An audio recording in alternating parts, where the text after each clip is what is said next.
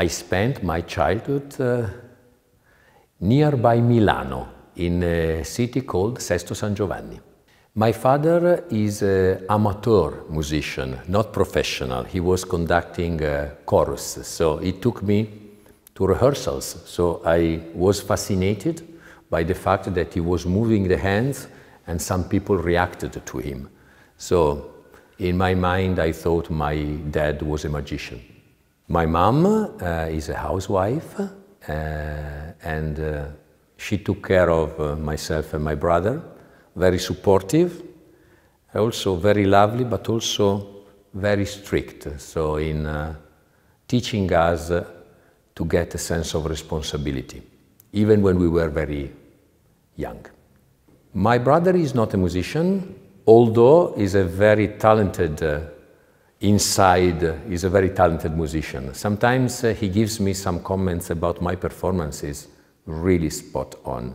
So, but he is not a musician. He works in computer and programming.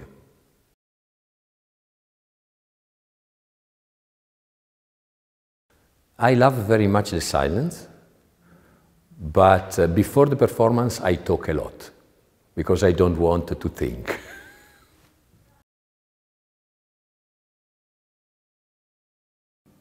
Never. I cannot be really relaxed. Always, even when it seems to me I'm completely relaxed, there is a small part of my head and my brain and my heart with music sounding.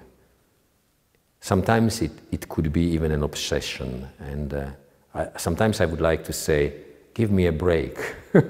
But always is this bug, music, how to phrase that, how should I approach that composer, why this symphony scares me to death, why I don't like to, not like yet, to conduct this symphony or this opera. It's always somewhere, no? But I can be completely relaxed, but if I just stop for a second, there is always some music or instrument that is playing.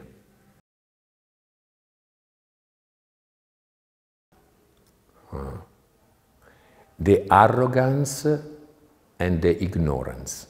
And when the two things are together, I get furious.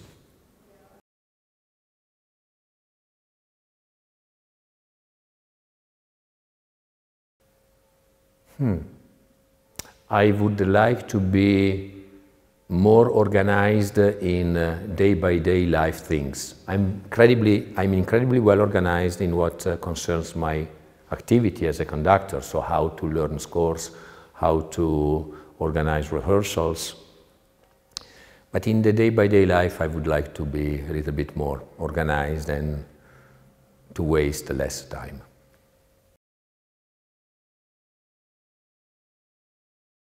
I'm not a crazy collector. I like to search for something. I mean, I don't like to have everything in an easy way. Today is very easy because you can just go on internet to click and to have practically everything. I like to follow things, to achieve them after a research. If I know there is a special wine, special food, special tradition, special painting, special instrument, I like to go and see it and to chase it. And if I can get it, fine. If I don't get it, it's been worth it to try.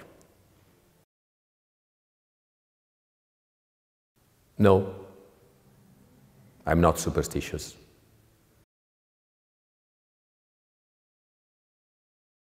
I do play piano. I got a degree in piano playing. Simply, I decided for piano because I had piano at home because of my father preparing rehearsals for the chorus rehearsals.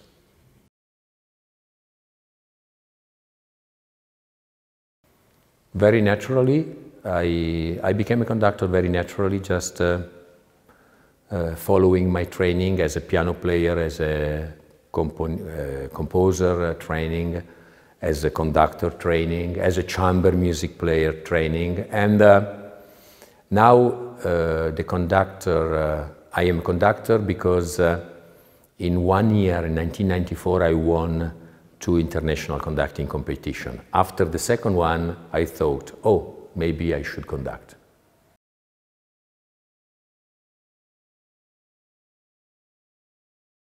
I've never had problems the day before an important premiere. I always slept overnight, normal dinner, nothing special, nothing special. More the day of the performance, the premiere. I need at least 2-3 hours to just re-go through the music I have to perform. But the night before is just too far.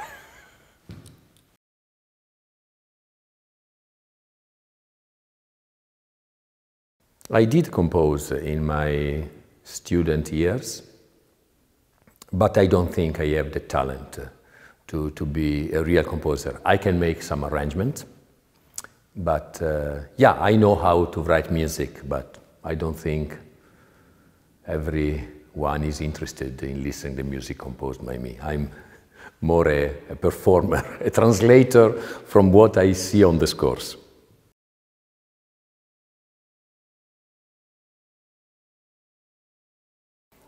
Conducting with the button gives more precision because you can show better the points. Without the button, you can phrase slightly better. So when I have vocal pieces, or orchestral and vocal, I prefer without the baton, because for the singers, for the chorus, it's better to show, to paint the music more than to give very strong beats. With the opera, even if vocalists and singers are involved, the distance between the pit and the stage oblige me to use the baton because it's clearer for everybody.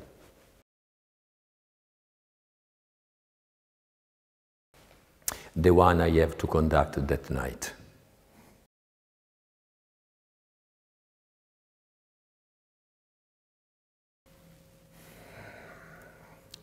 I don't dare to perform Baroque music because I think many colleagues of mine can do a better work.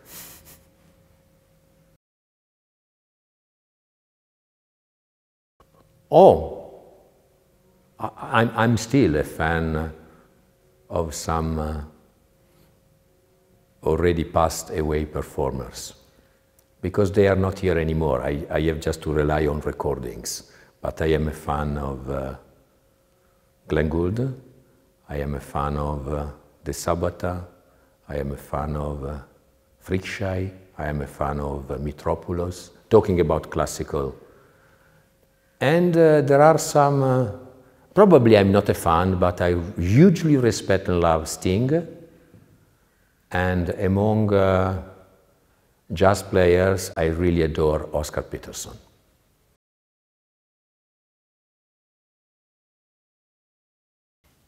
I like passion. If I see a passionate person, even if that passion wrong him or her, drives him or her in the wrong direction, I appreciate. Honesty and to stand. I like when someone stands for something. I don't like people that everything goes well, whatever is happening. No, fight for something. And maybe after 5 years you realize that you fought for something wrong. Doesn't care. You have time to recover, but do something. Yeah, I think the fact to be alive is sacred to me. Just to be, the fact to be alive and to face all that is connected with that. So, and there are good moments, bad moments, but this is sacred. I mean, because we are here, we can experience those things. And of course, I am a believer, but that is the sacrality. What is even music for me is sacred. Not is sacred because I treat it as a ritual or like a cathedral, but it's sacred because it shows me the inner, the deepest soul of the great composers, and is gold for me.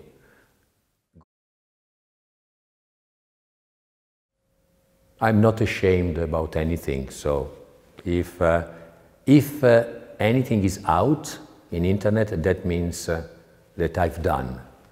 If I make some mistakes, we are all humans.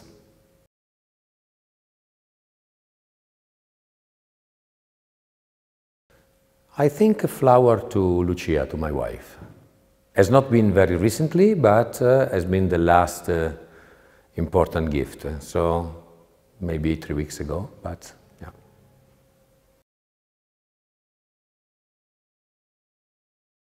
The smile of a kid, any kid, any.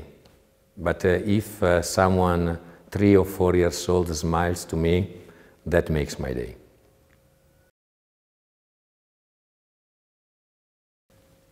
I had during my childhood and teenagerhood, because I stayed at home with my parents. Now with the life I'm living now, it's difficult to keep a relationship very, very close and very active. But I have several friends in many parts of the world. So you have to pay something living the life I'm living, so just not to have constant relationship with your friends and your best friend.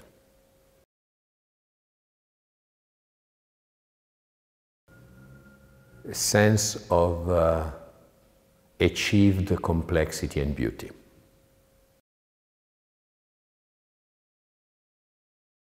As much as I love things, I'm not attached to them.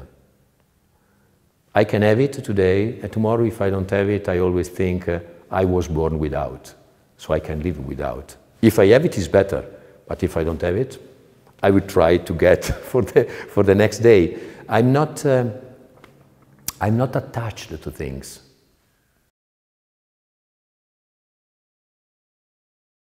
The true wealth is to be rich in love and in respect towards everybody. That is to be wealthy and rich. And not the opposite. You can be not loved by everyone because it's impossible, but to be able to love and respect. That is the biggest thing we have in our pocket.